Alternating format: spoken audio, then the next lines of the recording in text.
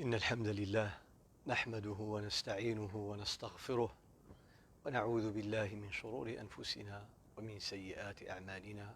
من يهده الله فلا مضل له ومن يضلل فلا هادي له، وأشهد أن لا إله إلا الله وحده لا شريك له، وأشهد أن محمدا عبده ورسوله. يا أيها الذين آمنوا اتقوا الله حق تقاته ولا تموتن إلا وأنتم مسلمون. يا أيها الناس اتقوا ربكم الذي خلقكم من نفس واحدة وخلق منها زوجها وبث منهما رجالا كثيرا ونساء، واتقوا الله الذي تساءلون به والأرحام إن الله كان عليكم رقيبا.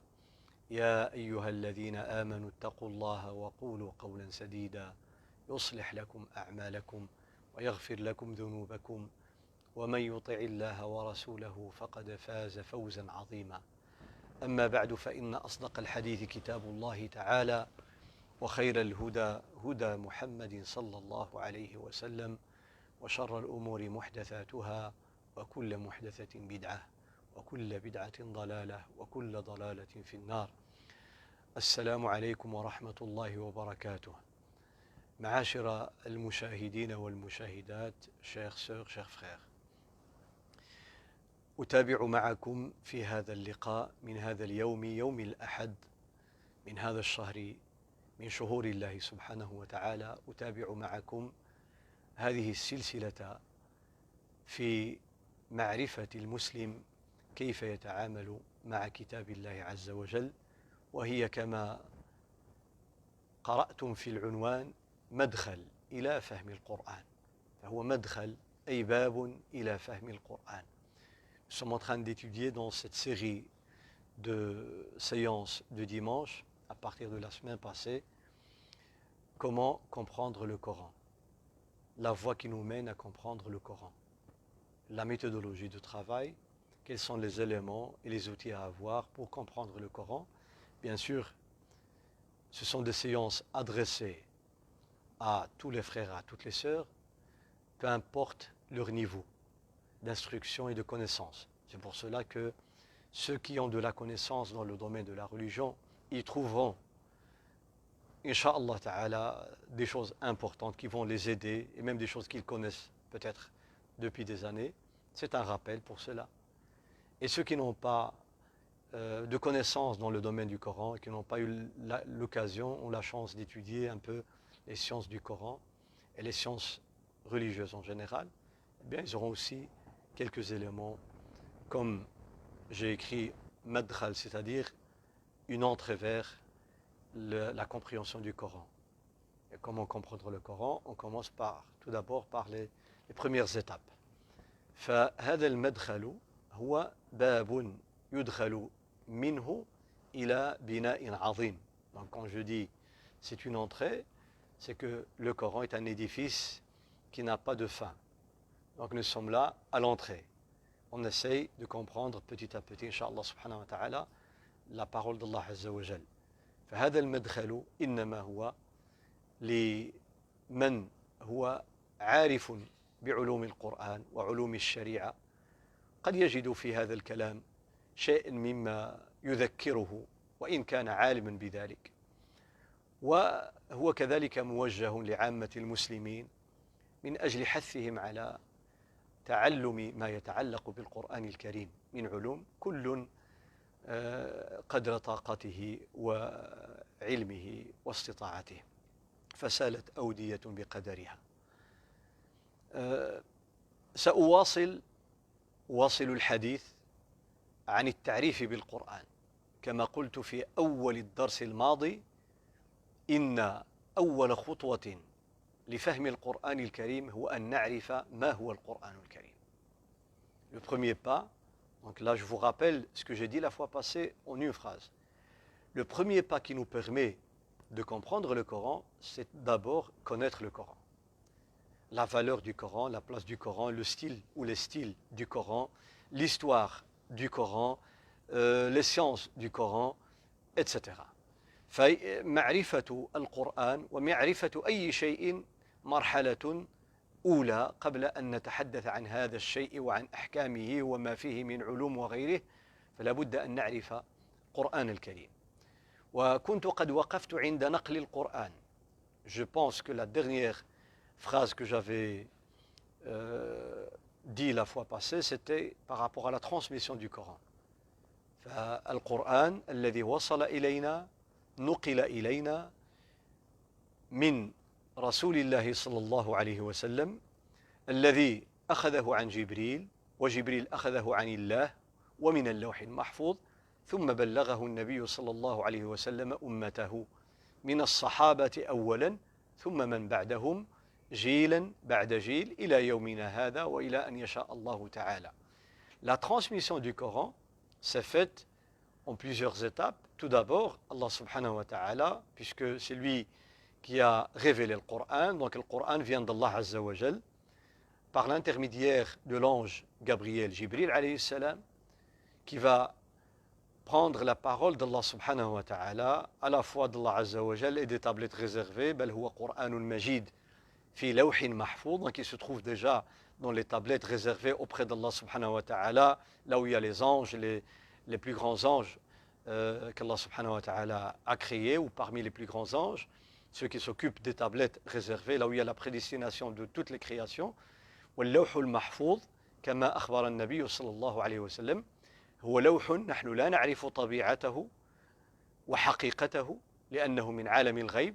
On ne connaît pas beaucoup de choses sur ces tablettes réservées, leur nature, etc.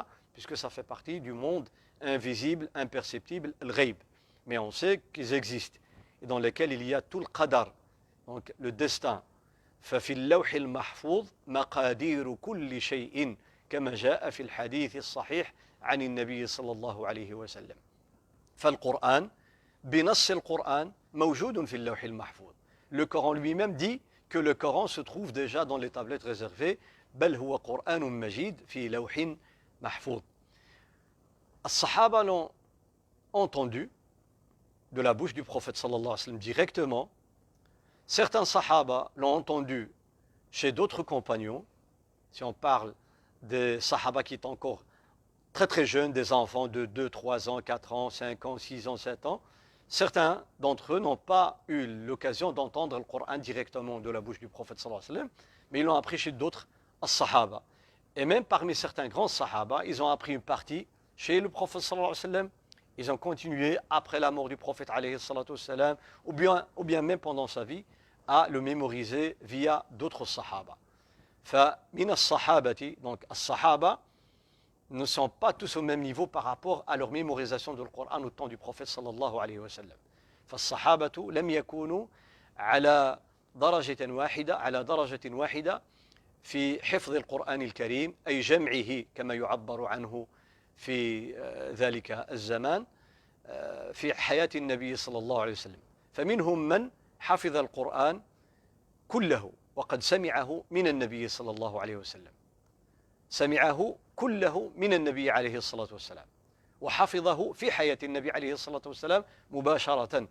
ومن أولئك زيد بن ثابت. Parmi ces sahaba, زيد بن ثابت. وقد حضر آخر عرضة عرضها النبي صلى الله عليه وسلم على جبريل في آخر رمضان عرض القرآن كله مرتين. Donc, il est rapporté dans les hadiths authentiques comme quoi Zayd ibn Thabit a assisté à la révision qu'a faite le prophète sallallahu alayhi wa sallam 2 fois en un seul mois. Tout le Coran, la dernière année avant sa mort, pendant le mois du Ramadan. Le dernier Ramadan qu'a vécu le prophète sallallahu alayhi wa sallam, il a révisé le Coran avec Jibril, en la présence de Jibril alayhi salam, et il y avait Zayd ibn Thabit. فزيد بن ثابت حضر العرضة الأخيرة وسمع القرآن كله من النبي صلى الله عليه وسلم. وقد جاء في بعض كذلك الأخبار أن ابن مسعود رضي الله عنه حضر هذه العرضة الأخيرة. Il est rapporté aussi que Abdullah ibn Mas'ud a assisté à cette révision de tout le Coran al-Karim vers la fin de la vie du prophète sallallahu alayhi wa sallam.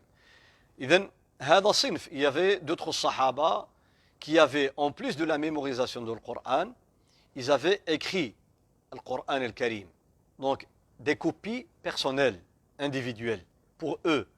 من الصحابة من كان يحفظ القرآن وكان يكتب القرآن الكريم في عهد النبي صلى الله عليه وسلم، وكان لعدد من الصحابة مصاحف كأبي بن كعب له مصحف، وابن مسعود له مصحف، وعلي رضي الله عنهم أجمعين له مصحف، وغيرهم من الصحابة الكرام. Donc il y avait un bon nombre de sahaba qui avaient écrit leur propre mushaf avec leurs propres mains, comme Ali, Ubay, j'ai cité Ibn Mas'ud, radiyallahu anhum ajma'in.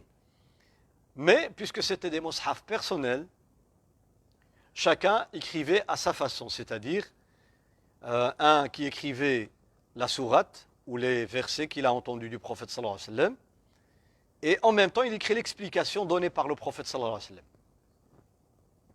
Donc il écrit le tafsir et le Coran, les deux. بعض الصحابة كان يكتب الآية أو السورة ويكتب معها تفسير هذه الآية أو هذه الكلمة في نفس الكتاب. Sur la même feuille, il écrivait à la fois la sourate ou le verset et l'explication. وبعض الصحابة كان له مصحف مرتب على حسب النزول، فتجد مصحفه في أوله اقرأ ثم المدثر أو المزمل وهكذا حسب ترتيب النزول حسب التاريخ. Donc il y avait des sahaba qui ont écrit leur mushaf selon l'ordre chronologique de la révélation. Et comme on sait que la première sourate révélée c'est sourate Iqra, donc dans leur mushaf il y a Iqra. Et puis il y a المدثر, المزمل, Nun wal qalami wa ma yasturun, et ainsi de suite. La 87e sourate, on va trouver sourate al-Baqara par exemple. السورة السابعة والثمانون في الترتيب ترتيب النزول سورة البقرة puisque سورة البقرة représente une des premières sourates révélées après le Hijra. Il y a 86 sourates presque révélées avant le Hijra. فإذن ça c'est un choix personnel وأمر هذا منطقي. تنزل السورة الأولى يكتبها الثانية يكتبها الثالثة, donc c'est un ordre logique. Mais je reviendrai sur cette question. Pourquoi alors on n'a pas gardé le Coran tel qu'il a été révélé sans l'ordre de la révélation? Et on laisse إذا جاء نصر الله والفتح, la dernière sourate du Coran, puisque c'est une des dernières sourates révélées et on dit même c'est la dernière. لماذا لم يرتب القرآن أي المصحف الذي عندنا لماذا لم يرتب كما أنزله الله ابتداء من سورة اقرأ إلى سورة إذا جاء نصر الله والفتح؟ وبعد اقرأ نجد المدثر أو المزمل على الخلاف بين العلماء والنور والقلم وما يسطرون وهكذا إلى أن نصل إلى آخر ما أنزل على النبي صلى الله عليه وسلم. إذن بعض الصحابة, سأجيب عن هذا السؤال فيما بعد بحول الله. إذن بعض الصحابة كانت لهم مصاحف مرتبة إما حسب النزول أو على طريقة أخرى. Donc c'était des copies individuelles. ثم لما مات النبي صلى الله عليه وسلم, après la mort du prophète عليه الصلاة والسلام, أذكر, je rappelle que la base de la transmission du Coran c'est l'oral et non pas l'écrit. Non pas l'écrit. إن العمدة في نقل القرآن حفظ الرجال في الصدور. حفظ الرجال للقرآن في الصدور وليس في السطور. Parce que les sahaba, quand ils vont écrire le Coran, ils vont écrire déjà ce qu'ils ont dans la tête. Et le prophète sallallahu alayhi wa sallam le récitait oralement. Il ordonnait aux sahaba de l'écrire. Il avait des scribes, comme Zayd ibn Thabit. كان من كتاب الوحي يكتب الوحي للنبي صلى الله عليه وسلم. Et je ne cite que Zayd parce que il avait des qualités que d'autres peut-être n'avaient pas, ou bien il avait quelques points de plus. Comme il était encore très très jeune, on sait que l'âge de la jeunesse, quand vous avez 17, 18 ans, 16 ans, hein, là, la capacité de mémorisation, il est au maximum par rapport à quelqu'un qui a 40, 50, 60, etc. Et c'est pour ça qu'on n'a pas choisi Ibn Mas'ud. Et Ibn Mas'ud était en colère. Il dit pourquoi on ne m'a pas choisi pour transcrire le Coran, alors que quand j'étais moi en train de mémoriser le Coran devant le prophète sallallahu alayhi wa sallam, Zayd n'était pas encore né. Et dans une autre version, il dit il est encore un gamin en train de jouer. Il n'était pas d'accord. Mais les Sahaba, ils ont choisi, notamment Abu Bakr as-Siddiq, avec bien sûr la consultation de Sahaba. Il y avait autour de Abu Bakr as-Siddiq, il y avait Omar, il y avait Ali, il y avait des grands Sahaba, Uthman. Et Uthman, la même chose, ils ont désigné Zayd. فاختار الصحابة الكرام زيدا لأنه شاب شديد الحفظ قوي الذاكرة وقد حضر إلى assisté à la dernière révision وحضر آخر عرضة عرضها النبي صلى الله عليه وسلم. Donc il sait quels sont les versets abrogés, فهو على علم ما هي الصور أو الآيات التي نسخت ولم تعد موجودة في القرآن الكريم ولا تكتب في القرآن. فلذلك اختاره الصحابة رضي الله عنهم وإن غضب ابن مسعود لكن بعد ذلك après il a accepté et d'ailleurs il a transmis القرآن que nous avons aujourd'hui. ابن مسعود كذلك. فتوفي الرسول صلى الله عليه وسلم جمع الصحابة القرآن في عهد أبي بكر بمشاورة الصحابة. أبو بكر en vérité s'il y avait la suggestion de certains sahaba pour compiler le Coran, hein, parce qu'il était sur des pierres, sur de la peau, un peu dans la pièce du prophète sallallahu alayhi wa sallam, quelques sourates dans une autre pièce, quelques sourates chez un autre sahabi, et ainsi de suite. فالقرآن المكتوب, je parle de l'écrit, كان مفرقا على الحجارة وعلى الجلود وعلى جريد النخل, فكان مفرقا فجمعه أبو بكر في أوراق, donc sous forme de feuillets, صحف, on parle de صحف, أوراق, non pas dans un livre, وليست في كتاب, وإنما هي أوراق. Donc أوراق, ça veut dire on peut mettre telle sourate avant telle sourate et telle sourate avant telle sourate, il n'y a aucun problème. فكانت أوراقا وصحفا على عهد أبي بكر. À l'époque de Uthman, رضي الله عنه, il va faire, bien sûr, la deuxième compilation du Coran, il va de nouveau l'écrire, mais sous forme de livre, le mushaf que nous avons aujourd'hui. وقد أجمع عليه أصحاب رسول الله صلى الله عليه وسلم ولا تجتمع أمتي على ضلالة. Tous les sahaba étaient, à la fin de la discussion, à la fin des polémiques, tous les sahaba étaient d'accord sur le fait que le mushaf de Uthman, c'est le mushaf authentique révélé par Allah subhanahu wa ta'ala au prophète sallallahu alayhi wa sallam. أجمع على ذلك الصحابة, en sachant que les premières suggestions et propositions de regrouper le Coran al-Karim et les sourates du Coran, à l'époque de Abu Bakr, par Omar et on rapporte aussi par Ali. Donc il y avait des grands sahaba qui avaient proposé à Abu Bakr de rassembler le Coran al-Karim sous forme de feuillets et par après sous forme de livres. فقد جمع القرآن على عهد النبي صلى الله عليه وسلم في الصدور وكتب. Donc le Coran fut écrit au temps du prophète صلى الله عليه وسلم et à l'époque de Abu Bakr et à l'époque de Uthman. وجمع مرة أخرى في زمان أبي بكر ثم في زمان عثمان رضي الله عنهم أجمعين.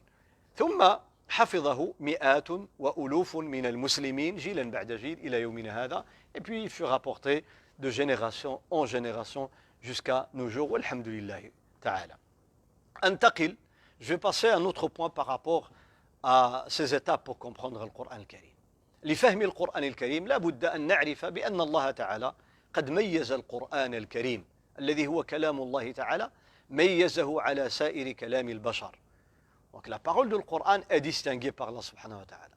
Elle lui a donné, Allah ta'ala, il lui a donné des qualités, des caractéristiques et des particularités et des spécificités qu'on ne retrouve pas ailleurs, c'est-à-dire dans un autre livre ou une autre parole. Le Coran, خصه الله تعالى وميزه الله تعالى بميزات كثيرة. أذكر, je vais citer quelques-unes. منها, أولا في رسمه, sa façon de l'écrire. رسم القرآن أي خط القرآن. Quand on dit rasm, ça veut dire le khat, l'écriture du Coran, la façon de l'écrire. Vous savez, aujourd'hui, quand on va à l'école, déjà en primaire, on apprend la dictée. Comment écrire, l'orthographe. فالتلميذ وهو في صغره يتعلم أول ما يتعلم كيف يكتب الحروف. On apprend d'abord à écrire les lettres, et puis les mots, et puis les phrases. نتعلم كيف نكتب الحروف ثم الكلمات ثم الجمل وهكذا. On apprend. فخط القرآن له خصوصية. Si on compare l'orthographe de la langue arabe en dehors du Coran par rapport à l'écriture dans le Coran, on va voir qu'il y a des différences. Pour le même mot. Pour le même mot, on n'écrit pas de la même manière. Ça c'est de l'arabe, ça c'est de l'arabe. Le même mot. C'est inimaginable. Si je vous dis maintenant le verbe, par exemple, manger en français, personne ne s'imagine que je vais écrire le verbe manger, bien sûr à l'infinitif, M-A-N-G-E-R, et un autre passage, je vais l'écrire M-A-N-G-E-E-R. C'est impossible. Dans le Coran, eh bien c'est comme ça. القرآن الكريم يكتب الكلمة الواحدة تكتب خارج القرآن بطريقة وتكتب داخل القرآن بطريقة تختلف. بل في القرآن نفسه نفس الكلمة تكتب هنا بطريقة وتكتب هناك في آية أخرى بطريقة أخرى. Même au sein du Coran, pour le même mot, on le retrouve écrit de manière différente. Le même mot, le même verbe, au même temps de conjugaison. Subhanallah est différent. وهذا ما يسمى بعلم. C'est une science parmi les sciences du Coran. علم رسم القرآن. Ça s'appelle ilm, la science de l'écriture du Coran. L'orthographe du Coran est différente. Allah Ta'ala a voulu distinguer le Coran al-Karim. On va trouver le Coran des lettres ajoutées, non prononcées. Écrites mais non prononcées. En dehors du Coran, on ne peut pas l'écrire comme ça. Parce qu'on va le lire d'une manière erronée. لو أخذنا كلمة من القرآن وقرأناها خارج القرآن سنقرأها خطأ. لا أذبحنه. لا, dans l'histoire de la huppe avec Sulayman. تقرأ لا أذبحنه. غادي نذبحه. لكن إذا قريناها وهي مكتوبة بلا عاد كاين همزة. تقراها نافية لا أذبح.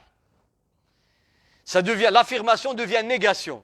Si on lit le même mot dehors du Coran al-Karim. Et on va altérer le sens du Coran, le sens de la parole d'Allah subhanahu wa ta'ala. فسنحرف القرآن ونحرف كلام الله إذا طبقنا القواعد الإملائية المعاصرة أو الاصطلاحية على رسم القرآن.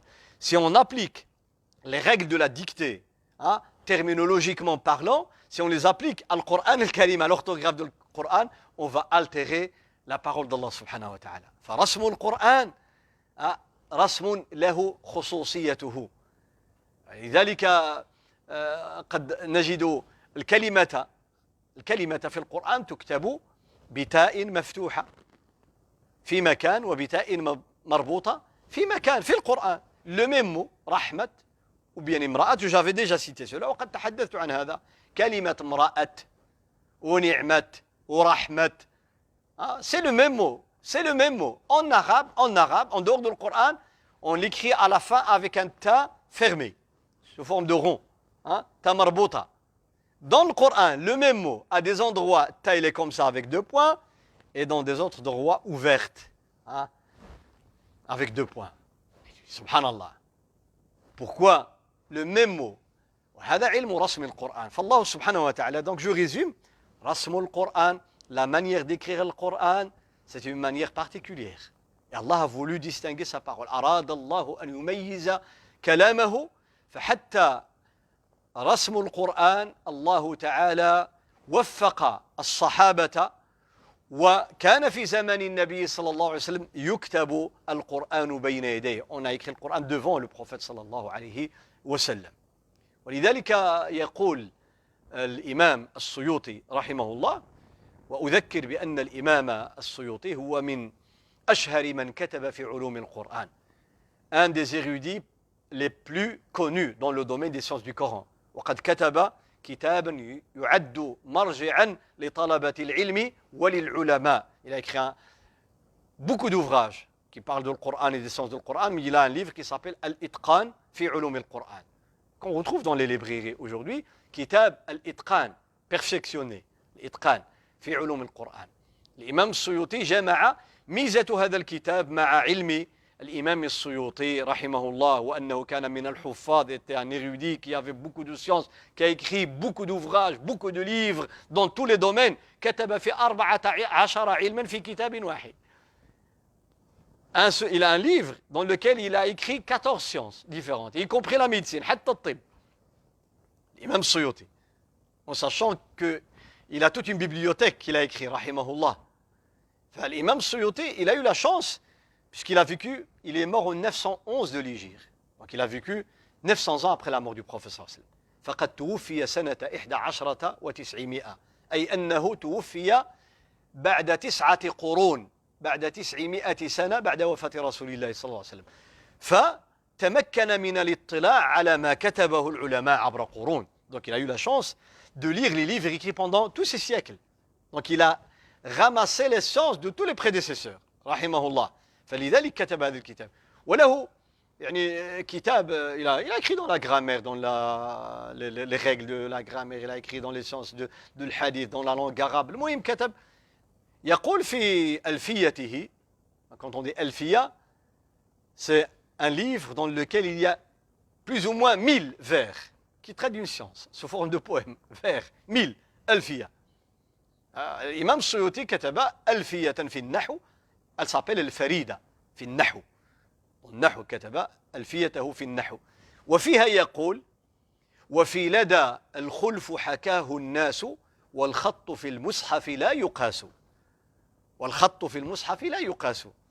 يعني أن il dit que l'écriture du Coran, on ne peut pas la comparer à l'écriture, à la dictée terminologique.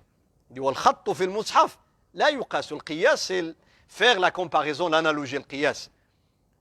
وكذلك قال: ومثل هذا أبيات القصيدة، لأن خط العروض لا يقاس عليه في الشعر، لا يقاس عليه، لأن في الشعر إذا غتكتب باب، dans la poésie arabe, il y a aussi une façon d'écrire pour trouver le rythme du vers, ça rime. Eh bien, il y a une façon comme les mélodies dans le domaine des chansons. Eh bien, هناك لأن فيها جرس موسيقى، فلا يكتب الخط في العروض كما يكتب في العربية. يعني إذا تكتب باب في العروض غتكتب ذاك النون باب. On écrit ce qu'on entend. Donc en résumé, هناك خطان لا يقاس عليهما رسم المصحف ورسم العروض. Deux sortes d'écriture qu'on ne peut pas comparer à l'orthographe terminologique. Celui de la poésie arabe et celui du Coran al-Karim. لذلك السيوطي قال: وفي لدى، كان كيتكلم على لدى، واش كتكتب في الأخير ألف مقصورة ولا ألف ممدودة؟ قال فيها خلاف. وفي لدى الخلف أي الخلاف حكاه الناس والخط في المصحف لا يقاس. ومثل هذا أبيات القصيدة هذا تمام نظم الفريدة. لما كمل الألفية. donc هذه الخلاصة. فرسم القرآن، la façon d'écrire le Coran est distinguée. Il y a طريقة خاصة. والأطفال حينما يدخلون إلى ما اصطلح عليه بالكتاب, ce qu'on appelle le kutab, c'est-à-dire l'école coranique, les enfants apprennent tout doucement à écrire. D'abord, ceux qui ne savent pas écrire, c'est l'imam, le professeur qui leur écrit d'abord. فإذا دخل الطفل الصغير إلى الكتاب فإن المحفظ والإمام هو الذي يكتب له, parce qu'il ne sait pas écrire. خط المصحف c'est spécifique. فيكتب له tout doucement, يكتب له قل أعوذ برب الناس et ainsi de suite إلى آخره. On va tout doucement, on remonte de la fin vers le début. هذا ما يتعلق بالرسم. الأمر الثاني القراءة par rapport à la récitation, la façon de lire le Coran. Elle n'est pas ordinaire.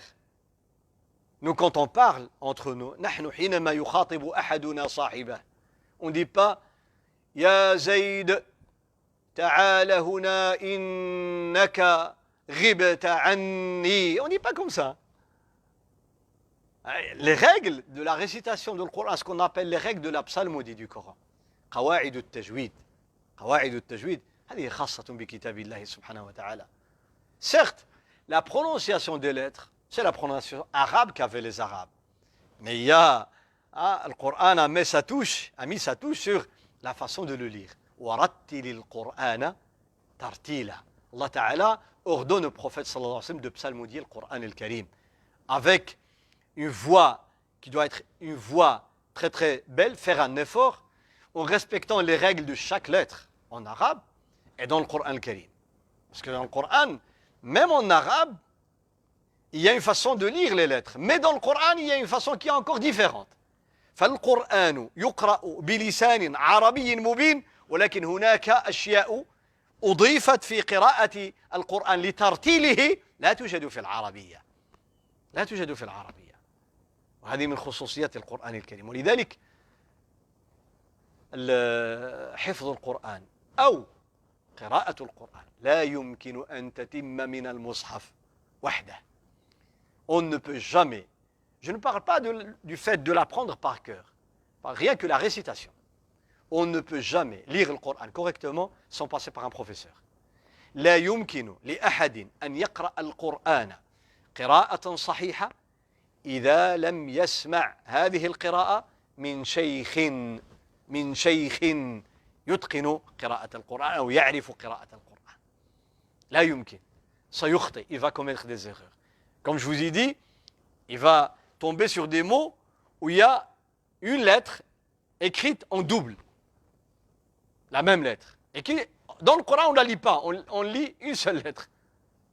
يجد في القرآن كلمات فيها حرف كتب مرتين ولا يقرأ منه إلا حرف واحد. والسماء بنيناها بأيد. I. Une seule lettre, Y. C'est écrit 2 Y. كتبت بياءين. Quelqu'un qui ne l'a pas entendu chez un cheikh يقرأ بأي يدين 2 fois. لأنه لم يأخذ القرآن من شيخ. بأيكم المفتون بأيكم 2 يا. كيف يقرأها؟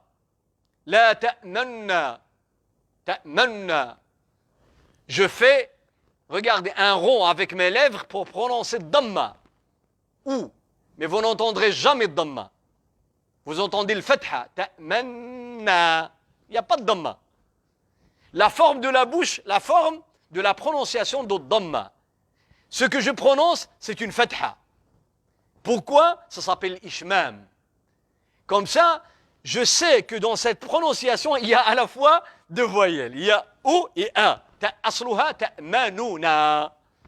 À la base, c'est ta'manu, na, ou, A. Pour lire les 2 à la fois, eh bien, je donne l'image de la prononciation d'une lettre sans la prononcer. Et je prononce la deuxième, qui est la fatha. لا يمكن لإنسان لم يسمع هذا من شيخ أن يقرأها ويعرف ما معنى الإشمام. C'est quoi l'ishmam? Ça vient du sham, sentir. Ça veut dire que tu sens l'odeur de dhamma, mais il n'y a pas de dhamma. تشم الفتحة رائحة الضمة. T'entends pas? واضح؟ لا يمكن لقراءة القرآن أن تتم إلا عن طريق شيخ عارف أو أكثر من ذلك متقن. Je donne que des exemples. ولذلك النبي صلى الله عليه وسلم كان يقرأ القرآن والصحابة يسمعون. ولذلك العلماء ils posaient cette question. Qu'est-ce qui est meilleur? Cheikh lit et toi tu mémorises, ou bien c'est le contraire? Toi tu lis et Cheikh corrige. العلماء ناقشوا. Bien sûr, ils ont étudié cette question dans le domaine de ilm al-hadith, les hadiths du prophète sallallahu alayhi wa sallam. ناقش العلماء المسألة التالية: هل الأفضل أن يقرأ التلميذ والشيخ يسمع، أو أن يقرأ الشيخ والتلميذ يسمع؟ في حديث النبي صلى الله عليه وسلم. الإمام مالك sa méthodologie: أما الإمام مالك رحمه الله تعالى ورضي عنه فكان منهجه أن لا يقرأ. Sa méthodologie, c'est l'élève qui lit. وهو يسمع.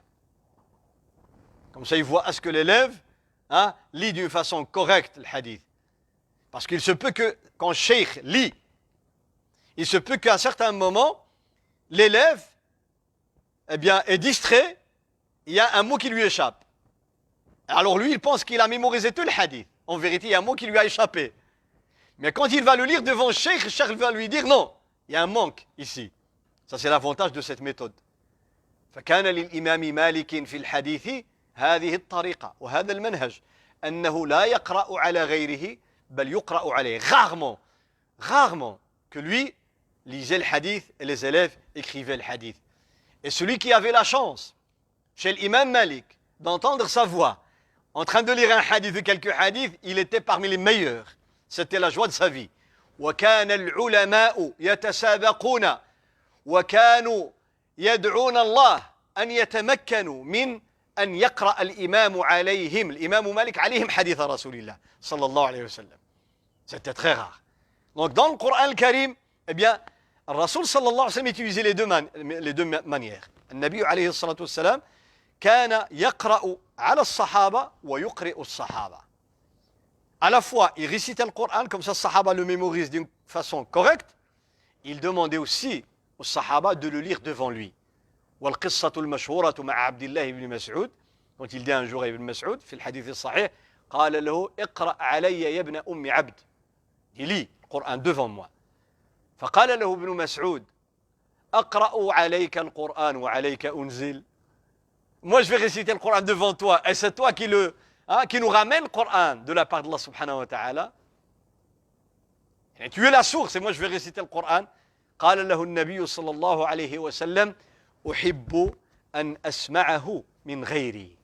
Dit moi aussi j'aime écouter le Coran de la bouche de quelqu'un d'autre autre que moi. فقرأ عليه ابن مسعود. Ibn Mas'ud a récité de sourate An-Nisa. قرأ من سورة النساء والنبي صلى الله عليه وسلم assis en train d'écouter. Subhanallah. وقد قرأ عليه القرآن من جبريل.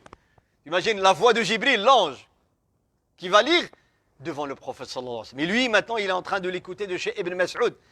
Ça, c'est parmi les mérites d'Ibn Mas'ud. هذا من فضائل ومناقب عبد الله بن مسعود. أن يقرأ والنبي صلى الله عليه وسلم يسمع أو يستمع إلى قراءة ابن مسعود حتى إذا بلغ فكيف إذا جئنا من كل أمة بشهيد وجئنا بك على هؤلاء شهيدا. Le verset qui s'adresse au prophète sallallahu alayhi wa sallam, dans lequel Allah Ta'ala lui rappelle ce qu'Allah a donné au prophète sallallahu alayhi wa sallam comme privilège, que le jour de la résurrection, il sera témoin sur toute l'humanité. أن النبي صلى الله عليه وسلم يشهد على الأمم كلها عليه الصلاة والسلام. فابن مسعود raconte, il dit, il est en train de lire, concentré. كان يقرأ بخشوع وبنغمة هذلية. La voix d'Ibn Mas'ud, c'est une belle voix. Il est de Hudayl, parmi les plus éloquents arabes, les plus éloquents. وهذيل من أفصح قبائل العرب. Ibn Mas'ud, il dit, tout d'un coup, j'ai entendu le prophète sallallahu alayhi wa sallam me dire hasbouk, hasbouk.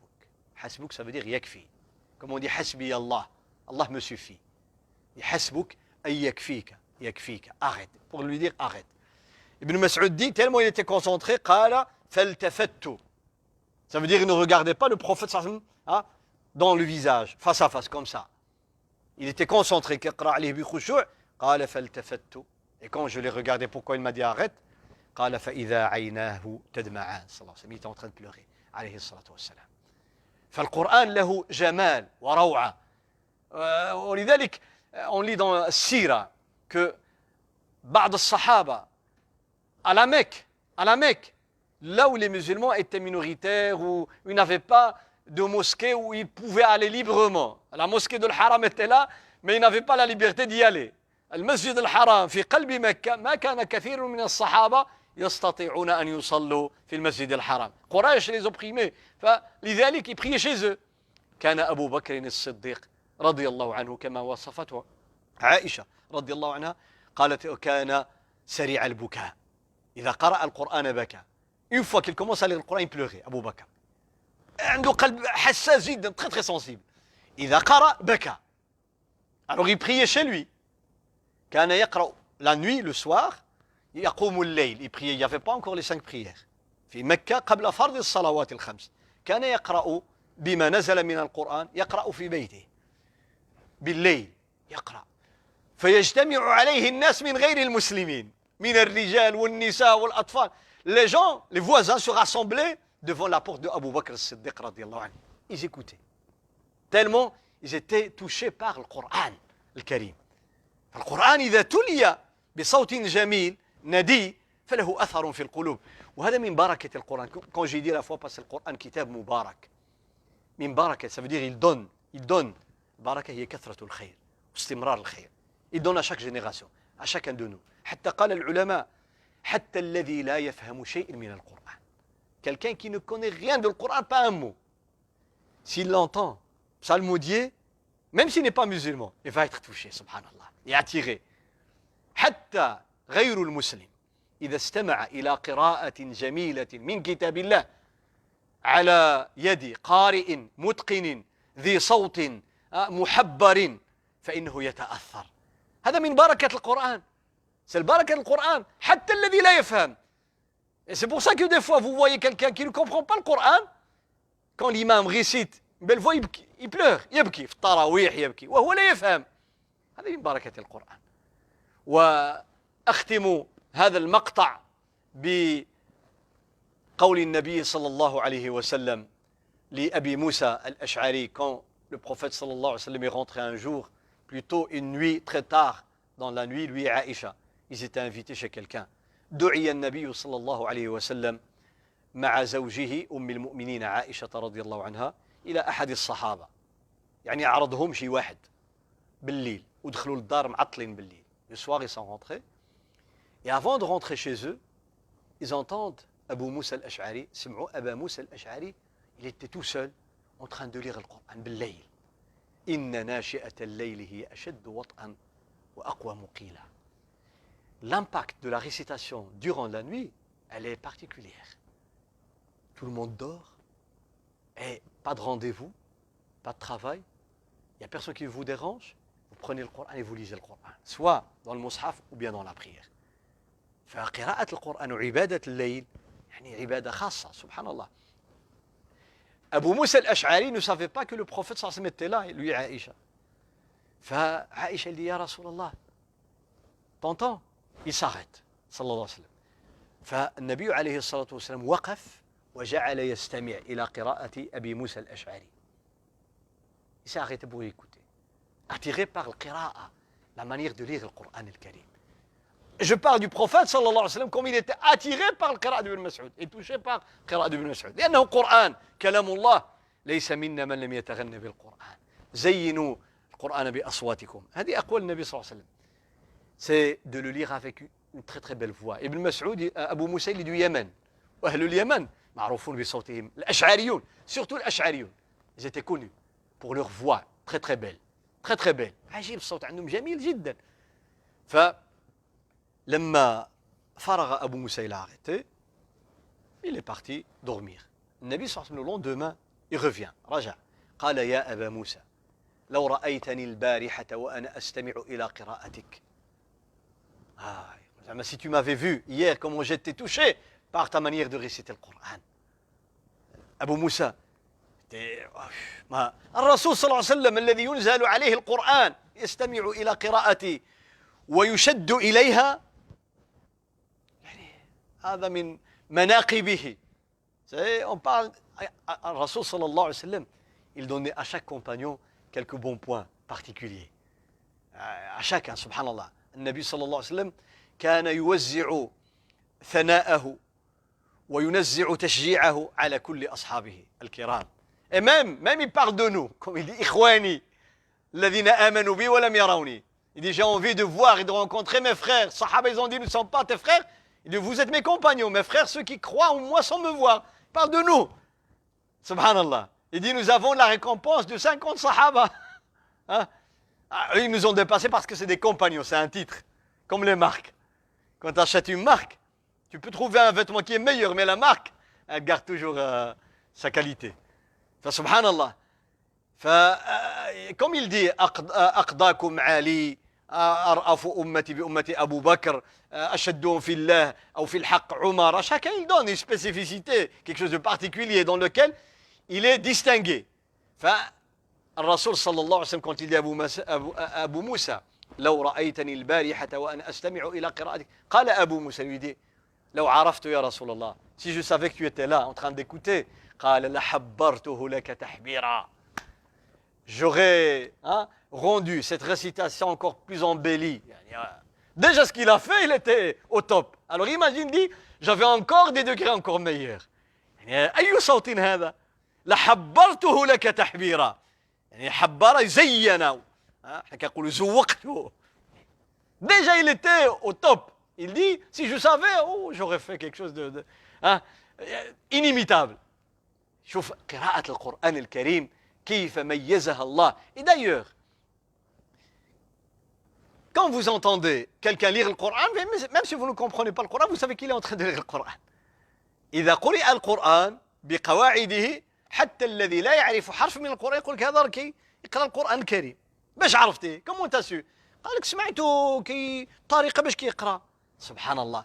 فميز الله تعالى القرآن الكريم برسمه وبترتيله وبترتيله. Sa façon de lire aussi. ثالثا, on va parler de التناول, c'est-à-dire comment saisir le mushaf, Al-Qur'an. Comment le lire? Comment le prendre al-Mushaf? Al-Mushaf, et c'est aussi pour répondre à la question de la sœur qui a dit est-ce que je peux lire, est-ce que je peux toucher le Mushaf quand je suis en état de règle? إحدى الأخوات سألت هل يجوز لها أن تقرأ القرآن وهي حائض وهل يجوز لها أن تمس المصحف وهي حائض. تناول القرآن أي كيف آخذ القرآن أو المصحف وكيف أقرأه هذا أمر خاص بكتاب الله. Donc, déjà pour comprendre, comme j'ai dit, connaître le Coran, la valeur du Coran, أن نعرف قدر القرآن. القرآن يقرأه الإنسان عند جماهير العلماء ما لم يكن جنوبا. La majorité des savants disent que quelqu'un qui est sur le janaba ne lit pas le Coran. Ne lit pas le Coran. Bien sûr, il ne touche pas le mushaf, je vais parler en détail.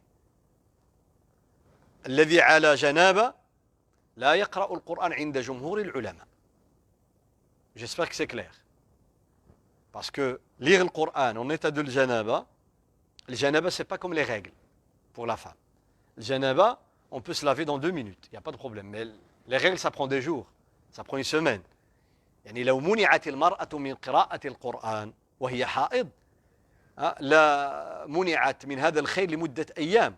إذا أحيانا العادة الشهرية تأتي لأسبوع أو ل10 أيام أو قد تزيد أحيانا. فلذلك رخص لها في قراءة القرآن للحائض أن تقرأه دون أن تمسه. La femme en état de règle peut lire le Coran oralement, mais pas toucher le mushaf. Pourquoi? Parce que comme j'ai dit, elle ne peut pas se laver. Même si elle se lave, ce n'est pas pour se purifier des règles, elle a toujours ses règles pendant quelques jours. Donc pour ne pas l'empêcher de lire le Coran, les savants ont autorisé à la femme en état de règle de lire le Coran sans toucher le mushaf. Amma al-junub, en état de janaba, on peut se lever à n'importe quel moment pour se laver. الجنوب يغتسل متى أراد. الحائض لا. تنتظر أن ينقطع دم حيضها. ففرق بين الحائض والجنوب. Donc on fait la distinction, la différence entre quelqu'un qui est en état de janaba et ne lit pas le Coran selon l'avis de la majorité. Une femme qui est en état de règle, elle peut lire le Coran al-Karim. Pourquoi? Parce qu'il n'y a rien qui lui a interdit. لأنه لا يوجد دليل على منعها من قراءة القرآن وهي حائض. Quant à l'état de janaba, les ulama rapportent des hadiths. Bien sûr, ils sont déclarés faibles par un certain nombre de l'ulama, mais il y a aussi les avis de certains compagnons, de certains juristes. أما مس المصحف, toucher le mushaf, en état d'impureté. من كان على جنابة أو حيض أو حدث أصغر. Celui qui n'a pas ses ablutions, celui qui est en état de janaba, celui ou celle qui est en état de règle, ou bien après l'accouchement, كل هؤلاء لا يجوز لهم أن يمسوا المصحف على غير طهارة. Pourquoi? لماذا? Rappelez-vous aussi que je suis en train de parler des particularités du Coran, de la valeur de نتحدث عن مكانة القرآن, منزلة القرآن. فإذا عرفنا هذا بعد ذلك يسهل علينا أن نفهم القرآن. Après on va comprendre le Coran. الصحابة الكرام التابعون والأئمة الأربعة وقبلهم رسول الله صلى الله عليه وسلم. Dans cet ordre, nous avons النبي عليه الصلاة والسلام والصحابة والتابعون وأئمة المذاهب المعتبرة وعلى رأسهم الأئمة الأربعة. Dans cet ordre. أما النبي صلى الله عليه وسلم فقد صح عنه كما روى الإمام مالك رحمه الله تعالى في موطئ. الإمام مالك rapporte un hadith mursal, la chaîne n'est pas continue, mais il y a d'autres versions. Il est rapporté de différentes manières ce hadith. وقد صحح أهل العلم أو جمع من أهل العلم هذا الحديث. الحديث il est déclaré authentique par un nombre de العلماء. والحديث رواه أحمد وكما قلت الإمام مالك قبله في الموطأ. حديث عمرو بن حزم. Retenez le nom de sahabi. هذا الصحابي اسمه عمرو بن حزم رضي الله عنه. عمرو بن حزم. Ne confondez pas le sahabi Amr ibn Hazm avec le juriste musulman très réputé d'Andalousie, Ibn Hazm. Muhammad ibn Hazm. L'autre c'est Amr ibn Hazm. فلا تخلطوا بين عمرو بن حزم الصحابي وبين محمد بن حزم الفقيه صاحب المذهب الظاهري الأندلسي. بينهما تقريبا 3 قرون. Entre les deux, il y a plus ou moins 3 siècles. أنا أتحدث عن الصحابي. Je parle du صحابي عمرو بن حزم رضي الله عنه. هذا الصحابي حضر غزوة الخندق مع النبي صلى الله عليه وسلم. Donc il a embrassé l'islam vers les 3 dernières années de la vie du prophète صلى الله عليه وسلم. Il était jeune. كان شابا وأسلم في السنوات الأخيرة من حياة رسول الله صلى الله عليه وسلم. وقال أهل السير أن أول مشهد, la première bataille qu'il a assistée, هي غزوة الخندق, la bataille du fossé. Lui, il est du Yémen, من الأنصاري, هو الأصل أنصاري. Quand je dis du Yémen, parce que l'Aws ou le Khazraj, les habitants de Médine, viennent du Yémen, depuis des siècles. Les habitants de Médine, les habitants d'origine et de souche de Médine sont des Yéménites à l'origine. 2 frères, l'Aws et le Khazraj, ce sont 2 frères qui sont venus il y a très longtemps avant l'islam, s'installer dans cette région qui était pleine de palmiers, il y avait de l'eau, des sources d'eau, et se sont installés. الأوس والخزرج أخوان جاء من اليمن après la destruction du fameux barrage de Saba بعد سد مأرب ما هدم فهاجروا. Ils vont rester là, se marier, il y avait leurs épouses, leurs enfants, et après ils vont former ce qu'on appelle الأنصار. ومنهم تكون أهل المدينة من الأوس والخزرج اللي هم الأنصار, أنصار النبي صلى الله عليه وسلم. فعمرو بن حزم il est أنصاري, هو من أهل المدينة. النبي صلى الله عليه وسلم أرسله, il a envoyé au Yémen, أرسله واستعمله على أهل نجران, عامل, gouverneur sur la ville de نجران. نجران هي منطقة أو إقليم في عصرنا هذا, في زماننا هذا, يوجد على الحدود بين السعودية واليمن, حيث توجد الحرب يعني لحد الآن. Il y a la guerre aujourd'hui, malheureusement. Allah يطفي نيران الحروب. C'est la région aujourd'hui qui se trouve sur la frontière entre l'Arabie Saoudite et le Yémen. À l'époque, il faisait partie du Yémen. كانت في الماضي كانت من اليمن, نجران. Il y avait dans l'histoire une grande communauté chrétienne, وكان فيها نصارى, qui sont venus par après rencontrer le prophète sallallahu alayhi wa sallam. Dans la mosquée du prophète alayhi salatu wa sallam, ils ont fait leur prière dans la mosquée du prophète sallallahu alayhi wa sallam. وكان في نجران أمة من النصارى وجاء وفدهم وجاء زعيمهم وزعماؤهم وأشرافهم إلى المدينة والتقوا بالنبي صلى الله عليه وسلم وصلوا في المسجد النبوي بإذن رسول الله صلى الله عليه وسلم. Donc Amr ibn Hazm fut envoyé par Rasul صلى الله عليه وسلم. Le Nabi عليه الصلاة والسلام lui a donné ce qu'on appelle un manuscrit. أعطاه كتابا. Kitab veut dire un livre avec des feuilles, des couvertures. Kitab, ça veut dire ce qui est écrit, le manuscrit. أعطاه كتابا لعمرو بن حزم. Comme ça, il va transmettre ce qu'il y a dans le livre aux nouveaux musulmans, à ceux qui ne sont pas musulmans s'ils veulent connaître l'islam. Il parle de les règles de la zakat, le jeûne, etc. فيه أمور كثيرة من أمور الدين. فالنبي صلى الله عليه وسلم il a ordonné à un des sahaba d'écrire. قال له اكتب فكتب أمور من الحلال الحرام etc. فذهب عمرو بن حزم إلى نجران en tant que gouverneur عاملا على أهل نجران. Il est resté là. Ce livre, هذا الكتاب, عرف عند العلماء, il est connu, très réputé. Dans l'histoire de la jurisprudence musulmane, يسمى كتاب عمرو بن حزم أو كتاب رسول الله صلى الله عليه وسلم لعمرو بن حزم. On parle du manuscrit écrit par le prophète صلى الله عليه وسلم, je dis par lui, par le scribe, et donné à Amr ibn Hazm pour le transférer et le transmettre aux gens de Najran. هذا كتاب. واضح? Dans ce livre, dans ce manuscrit, qu'est-ce qui est écrit? أن لا يمس القرآن إلا طاهر. Seul quelqu'un qui est purifié peut toucher le mushaf. في هذا الكتاب, كتاب عمرو بن حزم, كتب أن لا يمس القرآن إلا طاهر. واضح؟ هذا كلام رسول الله صلى الله عليه وسلم. ومن المعاصرين الشيخ الألباني رحمه الله صحح هذا الحديث, أن لا يمس القرآن إلا طاهر. العلماء, parce que certains disent oui mais le hadith il n'est pas authentique, ceci cela. رد عليهم, les grands érudits ont donné la réponse. رد عليهم العلماء, ومنهم الحافظ ابن عبد البر, أبو عمر ابن عبد البر الحافظ, كما يسمى حافظ المغرب, dit en Andalousie. On l'appelle le grand érudit du côté occidental du monde musulman. حافظ المغرب فقيه ومحدث وحافظ ابن عبد البر المالكي رحمه الله مجتهد, il a atteint un degré de l'ijtihad رحمه الله. Il dit, il parle de ce manuscrit. قال عن حديث عمرو بن حزم. Il dit ce livre est un livre ou un manuscrit très connu chez les ulama et que les ulama à travers les siècles l'ont adopté comme référence juridique sans aucun doute. يقول عن هذا الكتاب إن شهرته بين أهل العلم وقبول أهل العلم لما فيه تغنيه عن الإسناد.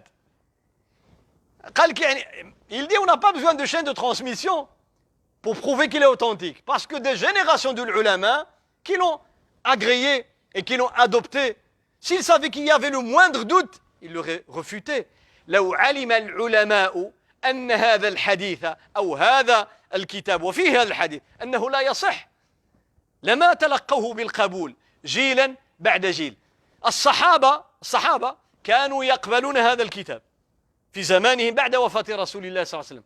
Même les compagnons adoptaient ce manuscrit comme référence.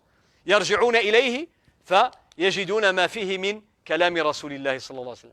والتابعون كما قال ابن تيمية الصحابة والتابعون والأئمة الأربعة وعلماء الإسلام. Ibn Abd al-Barr, il dit sa réputation suffit, on n'a pas besoin de la chaîne de transmission. Comme par exemple, aujourd'hui, si je vous demande, donnez-moi la preuve comme quoi l'imam Malik a existé, ou bien l'imam Shafi'i, est-ce que vous avez besoin d'une chaîne de transmission d'après un tel, d'après un tel, d'après un tel? هل نحتاج إلى سند في أن الموطأ هو للإمام مالك وأن الأم للشافعي وأن مسند الإمام أحمد هو للإمام أحمد? Est-ce qu'on a besoin de chaîne de transmission pour prouver que le Musnad c'est un livre écrit par l'imam Ahmed et que le Muwatta il fut écrit par l'imam Malik, le livre Al-Umm أو الرسالة l'épître écrit par l'imam Shafi'i? الأمة كلها تعرف هذا. On n'a pas besoin de chaîne de transmission parce que cette transmission qui s'est faite le long de siècles par toutes ces générations de l'ulama, pas par n'importe qui, eh bien ça prouve qu'il est authentique. ففي هذا الكتاب قول النبي صلى الله عليه وسلم لا يمس القرآن إلا طاهر. Seul quelqu'un qui est purifié peut toucher le mushaf. ولذلك كان كبار الصحابة, les grands sahaba étaient de cet avis que le mushaf on ne peut pas le toucher si on n'a pas les ablutions. Parmi les sahaba, Ali radiyallahu anhu. Quand on dit Ali, on parle d'un des 4 piliers. Abu Bakr, Omar, Uthman, Ali. On parle d'un des plus grands juristes. وهو من سادات الفقهاء والعلماء وقد أوتي الحكمة والعلم رضي الله عنه. Donc Ali était de cet avis. لا يمس القرآن إلا طاهر. Seul quelqu'un qui est purifié peut toucher le mushaf. وسعد بن أبي وقاص من المبشرين بالجنة وخال رسول الله صلى الله عليه وسلم. L'oncle maternel du prophète عليه الصلاة والسلام. Dont le prophète est toujours fier. كان يقول هذا خالي. Il dit c'est mon oncle, Saad, c'est mon oncle. Montrez-moi vos oncles. فليرني امرؤ منكم خاله. كيف تخر بخاله. يقول سعد النبي صلى الله عليه وسلم يقول سعد بن أبي وقاص خالي. هذا خالي حبيبي. وريوا لي الأخوال ديالكم انتوما. Il était fier de Saad. Donc Saad était de cet avis. وعلي était de cet avis. Salman al-Farisi, le grand Salman radiyallahu anhu wa arda. Salman, en vérité, si on veut étudier la vie de Salman, il nous faut au moins 4-5 conférences à 10 conférences que pour parler de Salman. Le voyage qu'il a fait pour aller chercher la foi. Le chercheur, pas chercheur de primes, chasseur de primes mais chasseur de foi. كان يبحث عن الإيمان. Il cherchait le dernier des prophètes. يبحث عن الرسول الخاتم. Il est parti de la terre perse, خرج من فارس وذهب إلى الشام. Il va en Syrie. Il va faire toute cette région avant de tomber captif à Médine. حتى أخذ عبدا وبيع. Après il va rencontrer le prophète sallallahu alayhi wa sallam. Salman radiyallahu anhu était un homme qui parmi les sahaba qui avait faqih كان على هذا القول أن لا يمس القرآن أي المصحف إلا طاهر.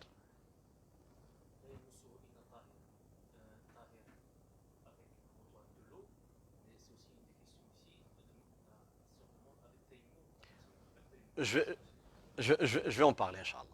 Donc, j'ai parlé d'abord de l'enchaînement. Comment les savants disent qu'on ne peut pas toucher le mushaf sans être en état de pureté. Le Nabi sallallahu alayhi wa sallam لا يمس القرآن إلا طاهر. Des grands صحابة ذكرت بعضهم كسعد وعلي وسلمان وغيرهم من الصحابة. لكن العلماء rajoutent un point. Quand on n'a pas le consensus de Sahaba, on n'a pas ici que 120 صحابي ont dit que c'est interdit. On a 5-6 صحابة. عندنا مجموعة الصحابة اللي قالوا. لكن هناك فائدة.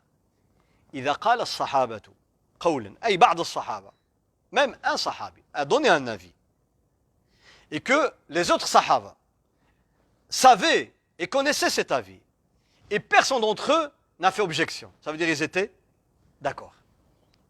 يقول العلماء ولا يعلم لهم مخالف.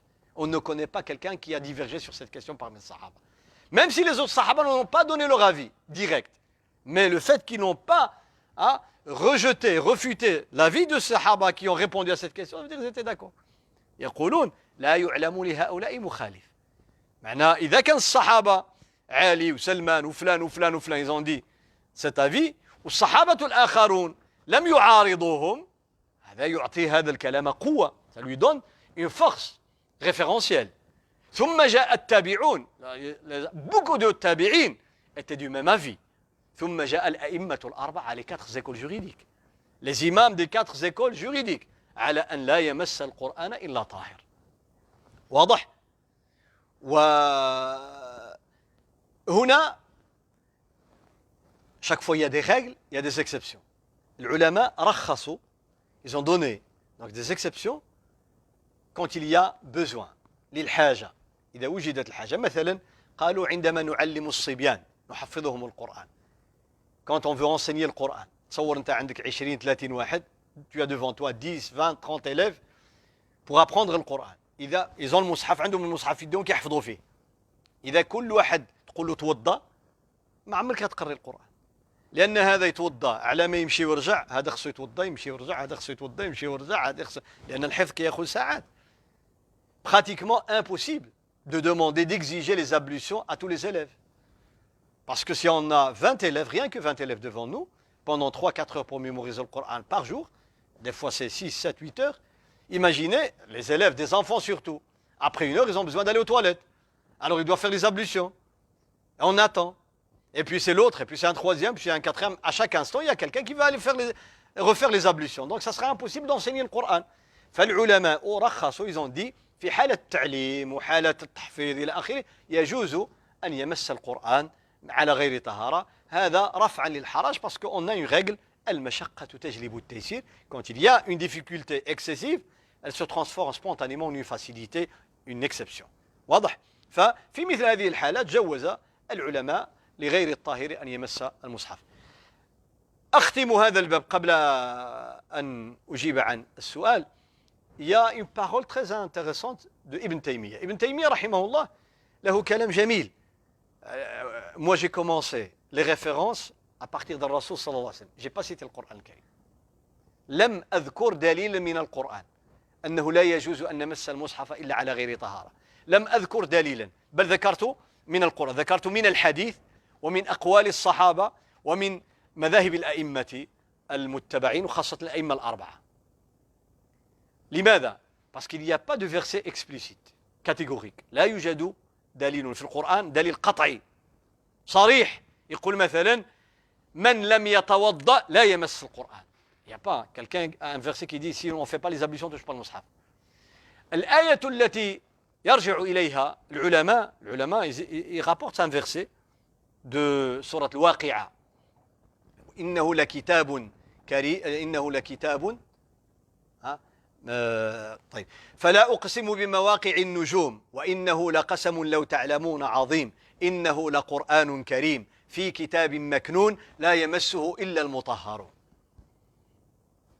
Regardez l'enchaînement des versets. إنه لقرآن كريم. Il s'agit d'un Coran honoré, كريم. هذا قرآن. Il parle du Coran. Coran كريم في كتاب مكنون qui se trouve dans un livre réservé, gardé, préservé et gardé. القرآن الكريم موجود في واحد الكتاب محفوظ. مكنون معناها محفوظ. القرآن كريم موجود في واحد الكتاب محفوظ، بل هو قرآن مجيد في لوح محفوظ. كيقولوا الكتاب المكنون هنا هو اللوح اللي عند الله سبحانه وتعالى، هذا اللي لا يمسه إلا المطهرون اللي هم الملائكة. Le verset en vérité parle des anges et parle des tablettes réservées. Ils disent que le Coran, comme j'ai dit au début et au départ, est déjà écrit dans les tablettes réservées auprès d'Allah subhanahu wa ta'ala, auprès des anges. Et on a fait une copie révélée au prophète sallallahu alayhi wa sallam. Le Coran que nous avons, on ne peut pas l'altérer. Pourquoi? Parce qu'il est déjà gardé dans les tablettes réservées. لا يمكن أن نحرف القرآن فهو عند الله محفوظ في اللوح المحفوظ. لا يمسه إلا المطهر. Seuls les créatures purifiées, pas celles qui se purifient, purifiées. Quelqu'un d'autre les a purifiées. C'est qui? C'est Allah. Il parle là des anges. Allah Ta'ala ما قالش لا يمسه إلا الطاهرون، يعني اللي كيتوضاو. قال المطهرون، شي واحد طهرهم. شكون اللي طهرهم؟ الله. الملائكة خلقهم هكذاك لا يعصون الله ما أمرهم ويفعلون ما يؤمرون. فالآية الراجح, la vue le plus fort, c'est que le verset ne parle pas de le Coran et des ablutions, parle des tablettes réservées et des anges. اللوح المحفوظ لا يمسه شيطان لا يغيره مخلوق لأنه بأيدي سفرات كرام بررة ملائكة مطهرين من الله سبحانه وتعالى. لا يكذبون ولا يغشون لا يزيدون ولا ينقصون أمناء. C'est des gens dignes de confiance, des créatures dignes de confiance. واضح?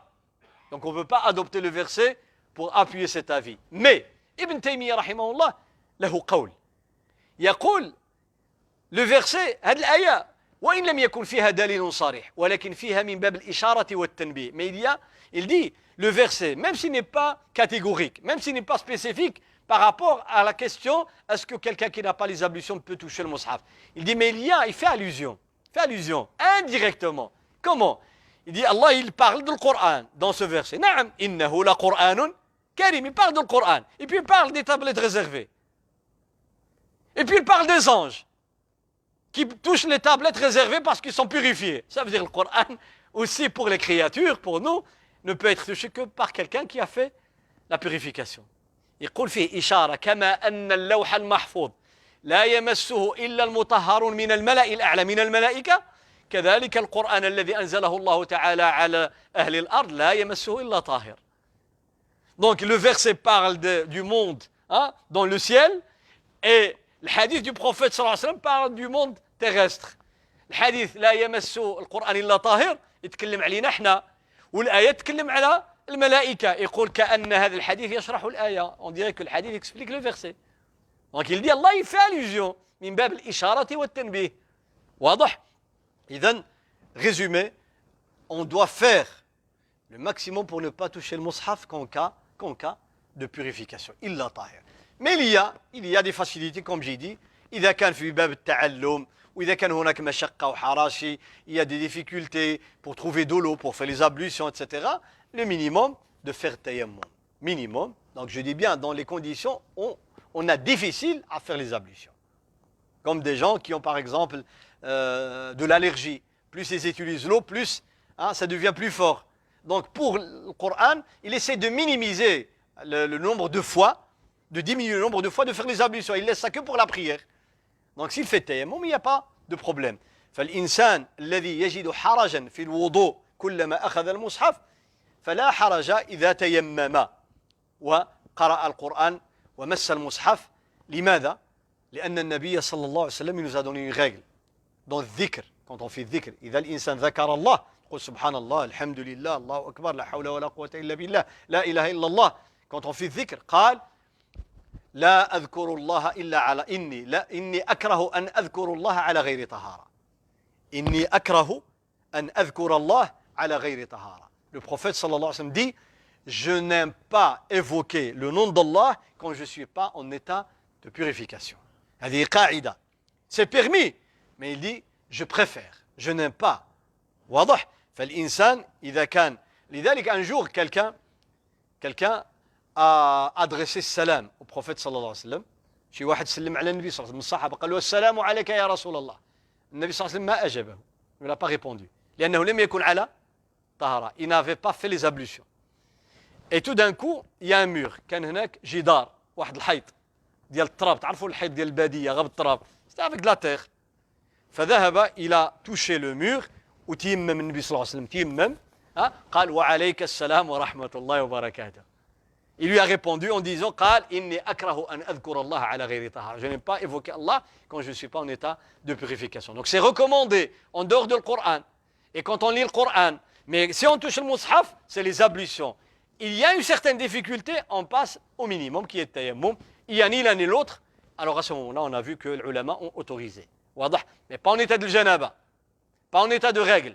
المرأة الجنوب اللي عليها جنابة، الرجل اللي عليه جنابة، المرأة اللي عندها العادة الشهرية ما تحديش المصحف. تحديش المصحف. واضح؟ تشوف فيه نعم، elle peut le regarder. Demande à quelqu'un de tourner les pages, طلب شي واحد أو لا. دابا les tablettes, il y a le téléphone, il y a ça c'est pas un mushaf. تاخذ المصحف وتقرا فيه. Prends le mushaf, prends plutôt les smart, les téléphones, les smartphones, les iPhones, toute la série phone, et vous pouvez lire, ça c'est pas un mushaf, لأن هذا ليس مصحفا, parce que le téléphone, il y a le Coran, mais il y a des milliards de choses autres que le Coran, لأن التليفون ما فيهش القرآن, فيه المعلومات ديال الدنيا كلها, اللي مزيانة واللي عيانة واللي حسنة واللي قبيحة واللي. واضح, j'espère que la réponse est claire, Inch'Allah. أي. أي ماشي مشكل. La janaba, c'est la même règle et pour les hommes et pour les femmes. On ne peut pas toucher le mushaf. On ne peut pas lire le mushaf, le Coran, même oralement. Pour la majorité des juristes, ils disent même la récitation du Coran oralement pour le janaba, on ne peut pas. Parce que le janaba, il n'y a rien qui t'empêche d'aller te laver. Par contre, les règles, ça dure, ça prend quelques jours. Donc ça, c'est la différence entre les deux. Peuvent lire, mais pas toucher le mushaf. Pendant les règles. Lire, mais pas toucher le mushaf. Je le répète parce que Serdan n'était pas là. Il n'était pas là quand j'ai expliqué au début de ça. Non, au début j'avais détaillé. Taïb. Je termine Inch'Allah pour aujourd'hui en répondant à deux autres questions. Il y avait une question par rapport, je viens de noter les questions, c'était par rapport au fait de lever les mains dans les invocations. سأل أحد الإخوة أو إحدى الأخوات عن حكم رفع اليدين في الدعاء. رفع اليدين في الدعاء مستحب عند العلماء كلهم. Il est recommandé chez tous les savants. Il est recommandé. C'est une sunna من سنن النبي صلى الله عليه وسلم رفع اليدين في الدعاء. فقد ثبت عن النبي عليه الصلاة والسلام من قوله وفعله رفع اليدين في الدعاء. Le prophète صلى الله عليه وسلم, que ce soit par sa pratique ou bien via sa parole, il nous a recommandé de lever les mains lors des invocations. فقد صح عنه صلى الله عليه وسلم كما أخرج أبو داود والإمام أحمد وغيرهما إن الله يستحيي من الرجل أن يرفع يديه أن يردهما صفرا خائبتين. النبي صلى الله عليه وسلم يقول الله كيحشم يستحيا يشوف العبد ديالو رافع يديه كيدعي الله تعالى والله يرد له يديه خاويين. Allah subhanahu wa ta'ala, quand il voit son serviteur lever ses mains pour invoquer Allah, Allah subhanahu wa ta'ala n'aime pas le décevoir. C'est-à-dire il exauce ses invocations. وذكر النبي صلى الله عليه وسلم في الحديث المشهور الصحيح الرجل أشعث أغبر يطيل السفر يمد يديه إلى السماء يا رب يا رب يمد يديه إلى السماء. تكلم على الإنسان اللي كيكون الحرام كيفاش الله تعالى غادي يستجيب الدعاء ديالو, ولكن وصفوا النبي صلى الله عليه وسلم أنه كيمد يدو للسماء كيرفع يديه. Dans le hadith très connu, le prophète sallallahu alayhi wa sallam parle de quelqu'un qui va al hajj, al umrah, les voyages, etc. Il insiste dans les invocations, il insiste en levant les mains, en levant les mains. وقد صح عن النبي صلى الله عليه وسلم في عشرات المواطن. Il a levé les mains dans des dizaines de hadiths. في الاستسقاء ورفع في غير الاستسقاء ورفع على الصفا وعلى المروة ورفع في عرفة ورفع في مزدلفة ورفع في غير هذه المواطن des dizaines. Et la règle générale أنه يستحب رفع اليدين في الدعاء, ترفعهم هكذا. Si tu insistes, التضرع هكذا كما قال ابن عباس. Quand il y a quelque chose encore plus important, شي حاجة اللي عظيمة بزاف, باغي تطلب يعني على تبكي على الله، ارفع يدك هكذا. إذا الدعاء عادي في الأيام العادية هكذا، وأكثر من هذا كله هكذا. Carrément les mains à l'envers. C'est des situations extrêmes. C'est la même chose. فإذا رفع اليدين في الدعاء صح من قول النبي صلى الله عليه وسلم ومن فعله، وهذا الذي عليه الأمة كما لا يخفى. Une dernière question. سأل صاحب السؤال عن الحديث الذي أخرجه أحمد وغيره أن النبي صلى الله عليه وسلم قال للصحابة، il était avec الصحابة، كان جالسا مع الصحابة، فقال لهم: الآن يطلع عليكم رجل من أهل الجنة.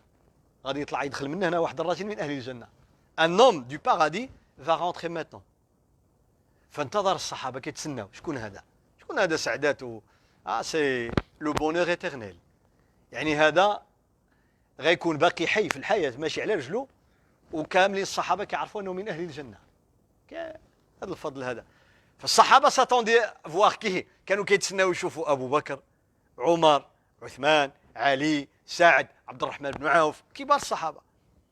قال طلع واحد مسلم عادي مسكين، ان مسلمان، ان بوفغ مسلمان، طالع مسكين، يلاه توضا، اللحية ديالو كتقطر بالماء وتشانكلا هزهم في يدو الشمال. Prend les sandales dans la main gauche, il venait de faire les ablutions. On voit des gouttes d'eau qui tombent de sa barbe. Il venait de faire les ablutions. يلا توضا مسكين. معناه يفزي الوضوء، الصلاة، مسكين حريص، حافظ على الفريضة، يفزي لا بريير à l'heure، ما شاء الله. مسلم عادي، ولكن شوف سبحان الله، الجنة هو باقي حي. فil vient من الأنصار، ميدينوا. الصحابة شافوا فيه، شكون هذا؟ on ne le connaît pas، هذا عادي، واحد من الأنصار، مسلم عادي مسكين. لو لوندومان غدا ليه الرسول صلى الله عليه وسلم يقول: الآن يطلع عليكم رجل من أهل الجنة. غادي يطلع، كيتسناو شكون هو؟ سي لو ميم. 3 جور سي لو ميم. عجيب. ان صحابي عبد الله بن عمرو بن العاص قال: والله خصني نعرف السر. Je dois connaître le secret. Pourquoi? C'est un homme du paradis, pourtant il n'est pas connu. وهذا ماشي معروف. يقول النبي صلى الله عليه وسلم: أبو بكر في الجنة، عمر في الجنة، عثمان في الجنة، علي في الجنة، سعد في الجنة، سعيد بن زيد في الجنة، أبو عبيدة بن الجراح في الجنة، طلحة بن عبيد الله في الجنة. هادو العشرة المبشرون بالجنة. هذا معروف، سي غران صحابة. ولكن لي مير دي كرويون، أمهات المؤمنين في الجنة، فاطمة في الجنة، الحسن والحسين في الجنة، كبار الصحابة وأهل بيت الرسول صلى الله عليه وسلم. لكن واحد ماشي معروف ويشهد له في الدنيا. فقال: والله حتى نعرف السي، جو دوا كونيتر لو سكري. مشى عنده قال له: شوف، هذا استعمل الحيلة الشرعية، ماشي كذب، il n'a pas menti الصحابي، mais il a utilisé une méthode pour atteindre un bien، بغى يوصل للخير. لأن الحيلة كتكون حرام إذا غادي تدي بها شي حاجة ماشي ديالك. Quand est-ce que la ruse est interdite, c'est on va acquérir quelque chose qui ne nous appartient pas, ou bien quelque chose de bien on le transforme en mal, mal en bien. يعني ترد حق باطل، باطل حق، ولا تاخذ متاع الناس. لا. قال له: شوف، il lui dit، قال له: الدبس مع الوالد ديالي، وما قدرتش دابا نعس في الدار، خصني فين غنعس؟ دبر على راسي، واش نعسني معاك؟ il lui dit: je viens d'avoir une querelle avec mon père, donc je peux pas rentrer à la maison. Est-ce que je peux dormir chez toi? قال له: مرحبا، اجي تنعس معايا. مرحبا. دخلوا، دوز معاه الليله الاولى، الثانيه، 3 nuits. دوز معاه 3 الليالي. Pendant les 3 nuits عبد الله بن عمرو بن العاص ينظر إليه. Rien de spécial، ما كيعمل حتى شي حاجة خاصة. فمن بعد قال له الله يرحم الوالدين: s'il te plaît, dis-moi, qu'est-ce que tu fais de particulier? Ça fait 3 nuits que je t'observe, il n'y a rien de spécial. Et pourtant, le Rasoul sallallahu alayhi wa sallam nous a dit que tu es un homme du paradis. النبي عليه الصلاة والسلام شهد لك بالجنة، وكنشوف العبادة ديالك عبادة عادية. كتصلي الظهر، العصر، المغرب في الجامع، والعشاء والفجر، وهذا كتدخل للدار بحال عباد الله، النافله 2 4 الركعات ولا 2 بحالي بحالك، يا غير دو سبيسيال. شنو كتعمل؟ عبد الله بن عمرو بن العاص قال: غير اني رايته اذا استيقظ من الليل يذكر الله ويكبر. لما بالليل كتضربوا الفيقه، هو حاضيه عبد الله بن عمرو، حاضيه الليله كامله. قال لما كيفيق مره كيفتح عينه، اش كيعمل؟ سبحان الله سبحان الله، استغفر الله استغفر الله، الحمد لله الحمد لله، حتى الفجر. Qu'est-ce qu'il faisait? Il évoquait Allah quand il se réveillait. Donc ça veut dire que il n'a plus sommeil, Avant le Fajr, une demi-heure, une heure. Avant le Fajr, il se réveille, il reste éveillé dans le lit, et il faisait dhikr Allah. كيبقى مادام طارلو النعاس كيتسنى الفجر كيبقى يذكر الله. Au lieu de prendre le téléphone et de garder n'importe quoi en attendant le Fajr, lui il faisait dhikr Allah subhanahu wa ta'ala. قال ولكن la chose que je fais c'est que quand je vais dormir هذا هو الشاهد من القصة. قال لما كنمشي ننعس ما كنخلي في قلبي لا حقد ولا حسد لأي مسلم. Je n'ai ni de haine ni de jalousie envers qui que ce soit. Et je dors tranquillement. Abdullah ibn Amr ibn As lui dit c'est ça le secret. قال هذه هي اللي احنا ما قديش عليها. قالوا يا دي c'est ça. Purifier son cœur, c'est le secret du paradis. Mais la sœur ou le frère demande c'est quoi le dua qu'il disait? Il n'y a pas de dua spécial. À part quand il se réveillait la nuit, il faisait dhikr Allah subhanahu wa ta'ala. أقف عند هذا الحد وصلى الله وسلم على محمد وآله وصحبه. أسأل الله تعالى أن يغفر ذنوبنا ويستر عيوبنا وأن يتقبل صالح أعمالنا ويبارك في أعمالنا وأهلنا وذرياتنا. اللهم آت نفوسنا تقواها وزكها أنت خير من زكاها أنت وليها ومولاها. اللهم ارحم أمواتنا واشف مرضانا وأحسن عاقبتنا في الأمور كلها وأجرنا من خزي الدنيا وعذاب الآخرة. وأشكر لجميع الإخوة والأخوات. أسأل الله تعالى أن يتقبلهم في الصالحين وأن يرفع درجتهم في عليين وأن يهدينا وإياهم أجمعين. سبحان ربك رب العزة عما يصفون وسلام على المرسلين والحمد لله رب العالمين.